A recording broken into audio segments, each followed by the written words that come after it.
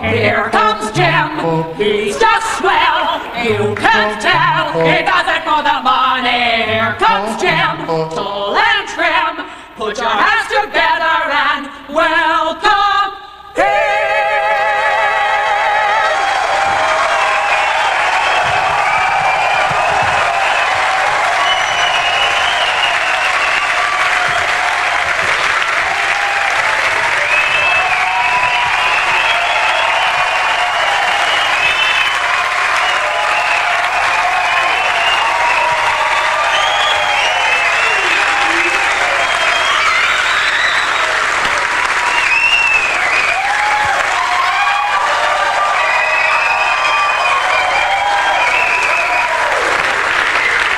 Gym dancers, ladies and gentlemen. Come on, give it up.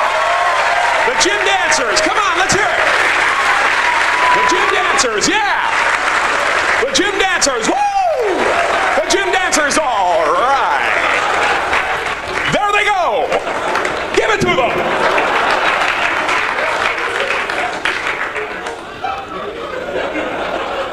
Well, good evening, ladies and gentlemen. My name is Jim Carrey, and how are you this evening? All righty then. I grew up in Canada.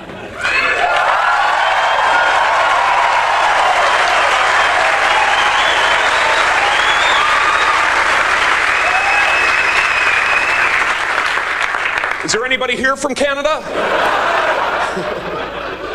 Now, I used to get really upset when I told people where I came from down in Los Angeles because I always got the same response. Canada? Wow. Must have been cold. Now I just go along with them. Yes, Canada. It was a frozen, hostile wasteland. And there was much work to be done if we were to survive the elements. After boring a hole through the ice to find food, my good friend Nantuck and I would build an igloo to protect ourselves from polar bears and flying hockey pucks.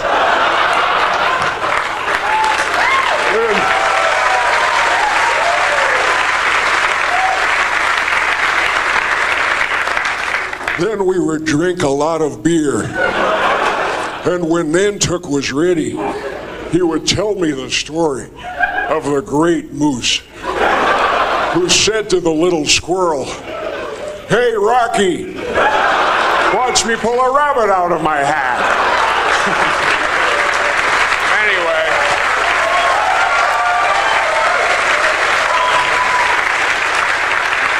Anyway, I'm here tonight and I feel good. Really good. Excellent. Super. I just want to go.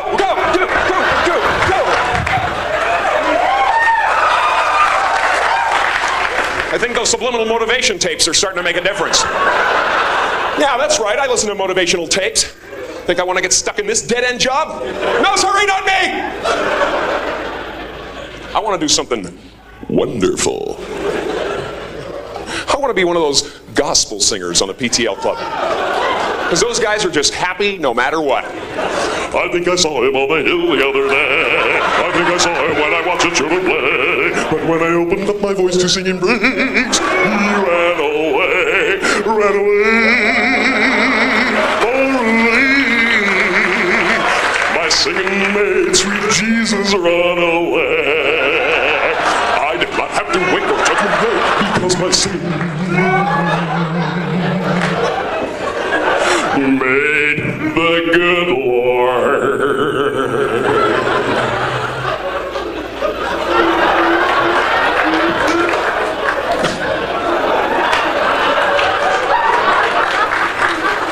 Imagine if you could actually be that happy. That would be powerful, man. People would be tunneling under the street to avoid you. They'd go, oh, man. Is that happy guy still out there? Honey! Looks like I'm gonna be late again. No, it's the happy guy. He's right beside the car. I can't get near it. Of course, if I wanted to be that happy, I'd have to forget all of my problems. And the only time I forget all my problems is when I'm right smack dab in the middle of a sexual orgasm. So I have them as often as I can. I'm having one right now. Ever have one of those really smooth orgasms? Turns you into Elvis? I think that's how Elvis got that way, actually. But that's my only escape, you know? Sure, I could go on a vacation, but I'd still be thinking about what I got to do when I come home. See, to me, an orgasm is like a mini vacation. But it's better because you can't think about anything when you're having one. Oh man, I'm way behind in the rent and everything.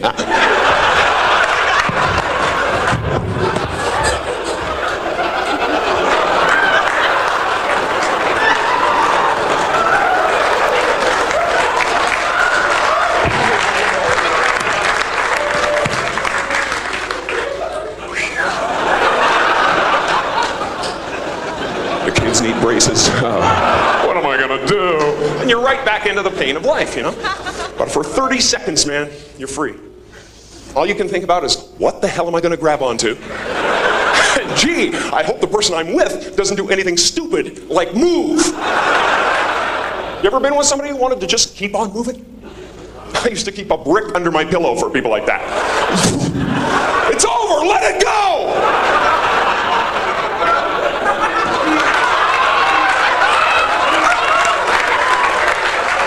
We won't go out with her again.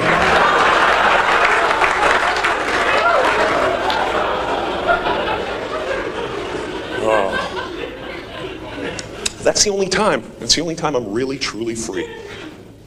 The rest of the time, I sit around and I worry about the stupidest things. Just stupid things, ideas.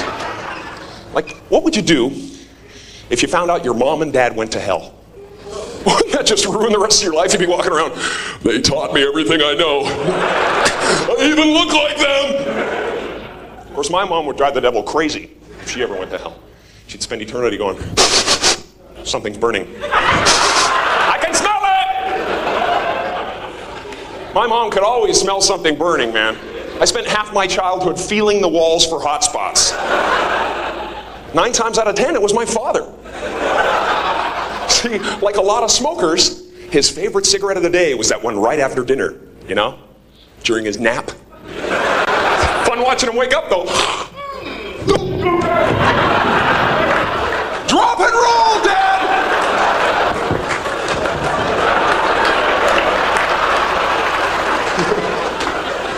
I just worry too much, though. I don't know. Maybe there is nothing to worry about. Maybe there's no actual place called hell.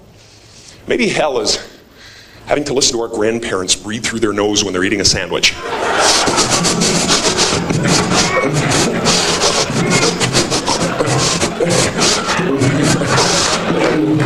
Get that humming thing.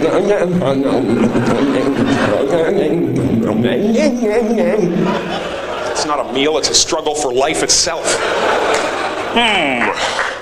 I think I'll make another one. No!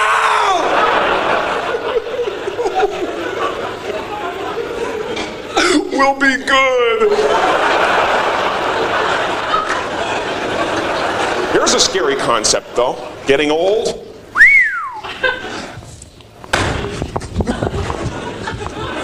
You can't do that. You gotta kiss that stuff goodbye, man.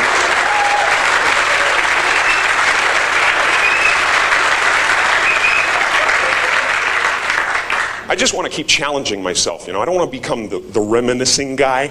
You know, people run into at bars and stuff.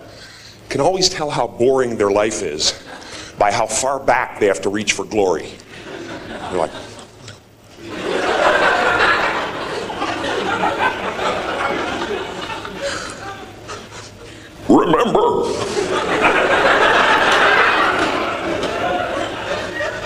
remember how fast I used to be when I was a sperm?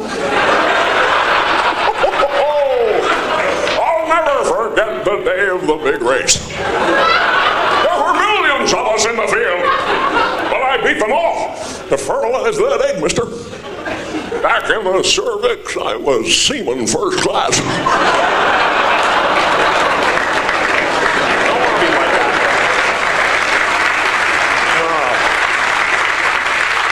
See, for for me, Jimmy Stewart is the kind of guy that I'd love to be. It's very difficult to be that, though, you know? I mean, he's just kind of up here somewhere. And I love him, man. He's a great example of somebody who's had an incredibly productive life. It seems like no matter what happens, no matter how bad things get, Jimmy Stewart can look at it in a positive way. Well, I guess we're going to have ourselves a nuclear holocaust. Well, hey, everybody, come on over to the window.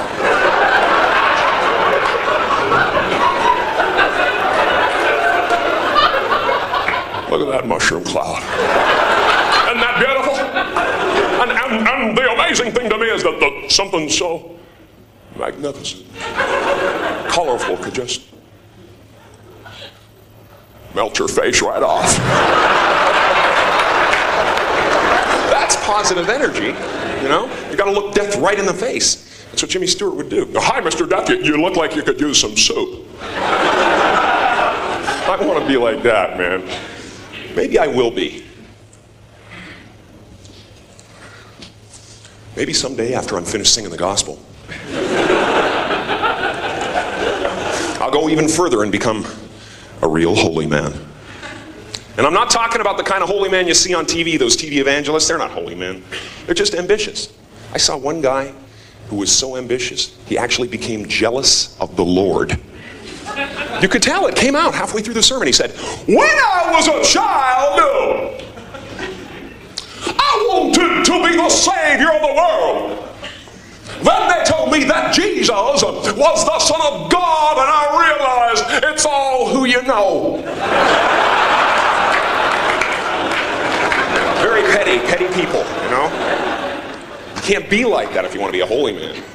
And you got to be sure of yourself, too. When you make a decision, you cannot waver in any way. You got to stick with it. You never see Gandhi during a hunger strike sneaking into the kitchen in the middle of the night. Gandhi, what are you doing down here? I thought I heard a prowler.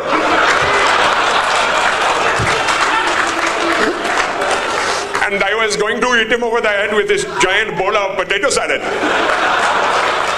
He would never put himself in that position, you know?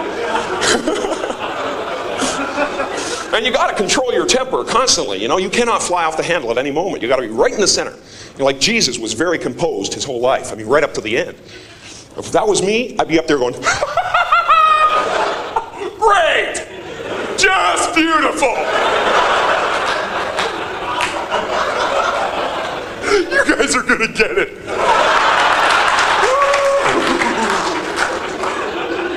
Wait till my father hears about it.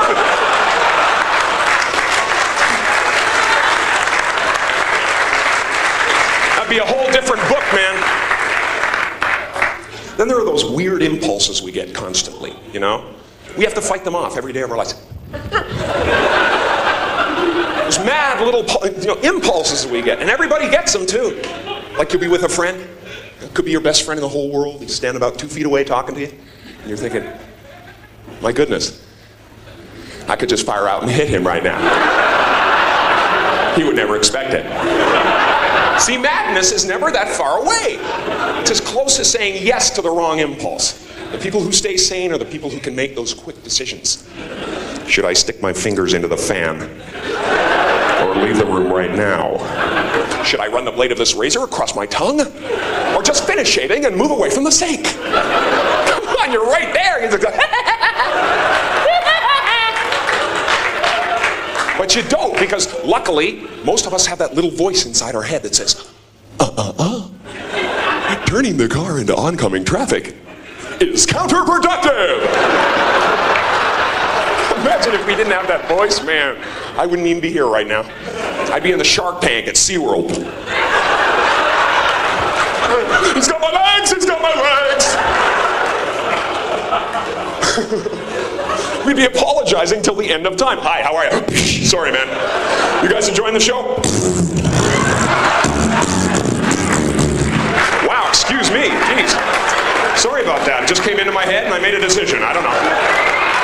It's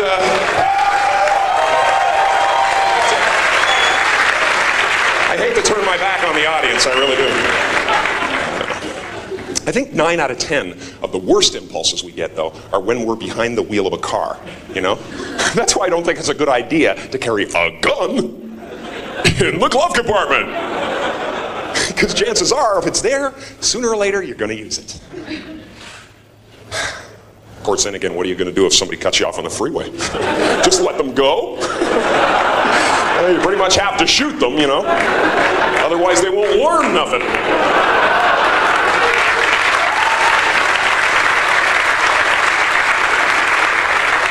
Or, say all of a sudden you have to go on a real killing spree and all you have is a knife. Well, after a couple of people, your arm is aching. You have to switch hands, and you look like a girl. Stop laughing and die, boy! Who needs that kind of aggravation, man? And there are automatic weapons on sale. That's why a lot of my friends are taking martial arts classes and stuff like that, which I think is a really good idea. Anybody into martial arts here? Come on! Right now, baby! Yeah! Just try to penetrate the crowd sense! He's a crustacean! Somebody get some boiling water! I think it's a good idea to know how to defend yourself, though. I really do. I just wish the people who took martial arts would master the technique before they go around showing it off. Because it's really annoying when they come up to you and go, "Hey man, I just learned this incredible new move in karate today, but you gotta come at me like this." Gee, is there anything I could do to make it easier for you? Well, maybe I could put my head under the back wheel of your car. Hey! I'm a mugger! Get me in the groin and pull my eyes out! That's how it goes down in the street. That's how it goes down, man. Give me your money. No! All right, then, I'm going to have to stab you. With my right hand in a lunging fashion. Try to keep your weight on the back leg. What world is this? What wonderful world! Gee, he does it all!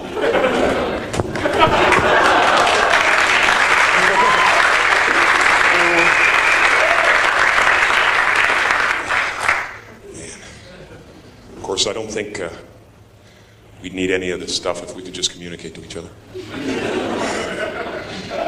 Of course, if you wanted to do that, you'd have to find some kind of language that everyone understood. Myself, I think that's music. I happen to love it.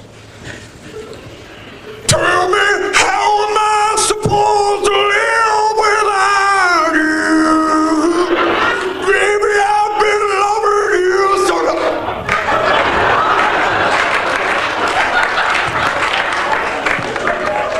What happened to him? I don't know. He tried to sing like Michael Bolton and something just popped in his head. That guy tries really hard, doesn't he? No, he puts a lot into a song. Come on.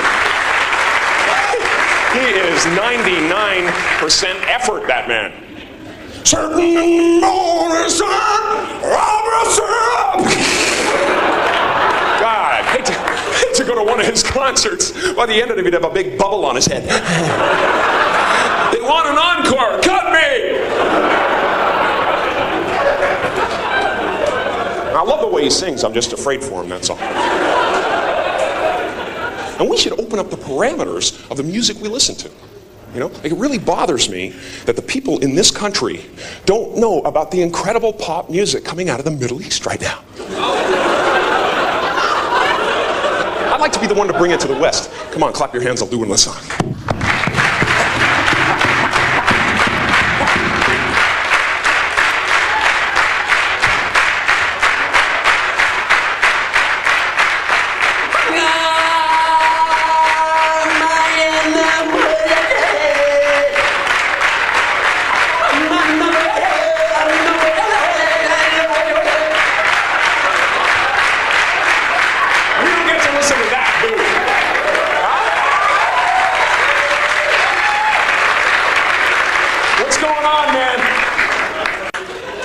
Payola, isn't it? We should try to put ourselves in their shoes for a change. Wake up in the morning, pick the sand out of your teeth, turn on that radio dial.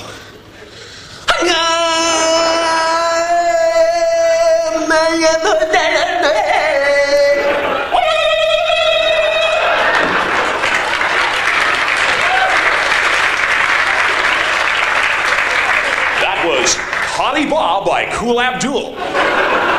Coming up next on Libya Rap, DJ Jazzy Mahanubar and the Fresh Roughs on Johnny.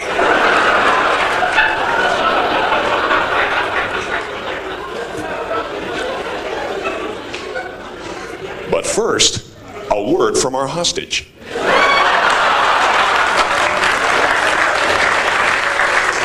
They mean business.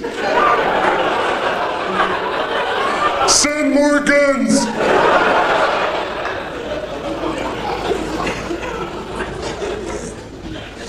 Communication. Hardest thing in the world. You know, I can look at you guys, I can communicate to you all night, but one-on-one, I'm terrible. There's certain things about communicating that really bother me. You know? Like whenever I meet somebody new, I say, "Hi, how are you?" Most of the time when people hear that, they'll say something like, "Good, and yourself?" Or "Fine, thank you very much." But sometimes they like to surprise you. "I've got no dream, man. I'm all dead inside." I'm sorry, wrong answer, but thank you for playing. Man, if I'm worried about something, I don't even want to leave my house anymore, because I know there's 5 people waiting out there somewhere just to ask me that question. "Hey, Jim, how are you?" And I go, "Really good. Please look away. Danger, danger, danger." I should change the response or something. You know? How am I? Gee, I don't know. Let me check. I'd like to do a few more tests.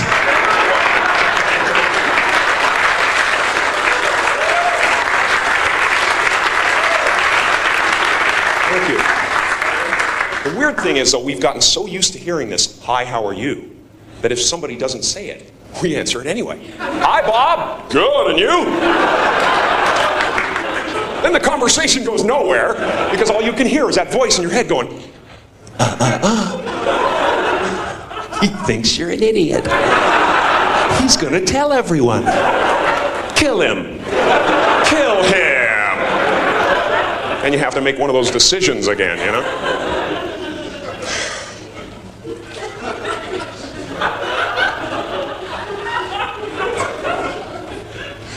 See, I think body language is the communication of the future. For instance, if you stand like this, it means, "Hey girls, I'm single and I have a curvature of the spine." You gotta put it out there, you know? And guys, seriously, the walk is everything. The walk is the most important element. If you want a whole room full of ladies to know what you want without them getting the wrong idea, walk into a singles bar like this.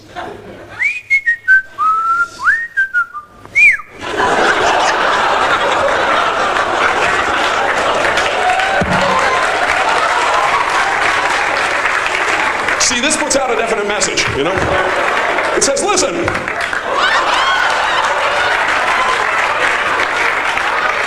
I could care less, but my crotch would like to buy you a beer." You gotta do something like that, you know? Hey. Believe me, these days, women have heard every line there is to say. Guys, you gotta get in there with something visual and distract them. "Hey, baby.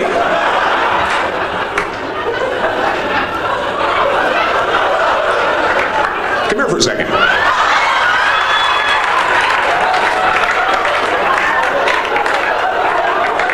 Yeah, you, come on over here. Listen,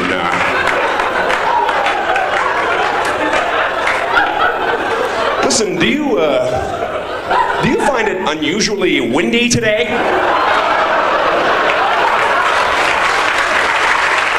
Thank you very much. You guys have been great. Had a wonderful time. Thank you.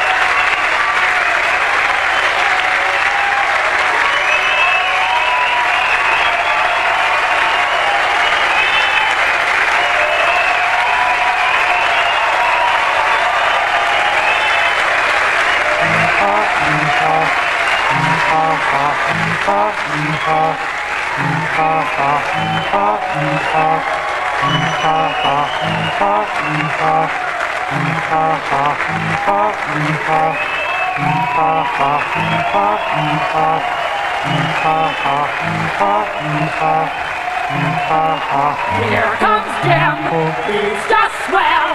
You can tell he does it for the money. Here comes Jim, tall and trim. Put your hands together and welcome him.